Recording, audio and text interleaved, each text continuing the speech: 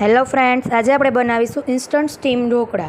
તેના માટે આપણે એક બાઉલમાં 2 કપ રવો, 1 કપ ચણાનો લોટ, 1 કપ દહીં, આદુ અને મરચાંની પેસ્ટ, હળદર અને સ્વાદ અનુસાર મીઠું ઉમેરી અને તેને મિક્સ કરી લેશું.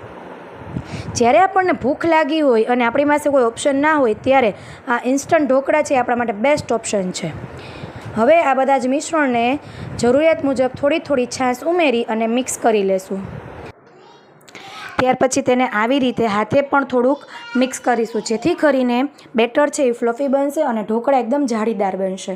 ત્યાર પછી આપણે તેને 25 મિનિટ રેસ્ટ કરવા રાખી દઈશું. હવે આપણે તેમાં થોડુંક તેલ ઉમેરીશું, ઈનો, અને ઈનોને એક્ટિવ કરવા તેની ઉપર લીંબુ નાખીશું. ત્યાર પછી આપણે હવે આ બેટરને સ્ટીમ કરવા રાખી દઈશું. તેના માટે ઢોકળિયાની ડીશ લઈ તેમાં તેલ લગાવી અને મિશ્રણ નાખી અને તેને 10 થી 15 મિનિટ સ્ટીમ કરી લેશું.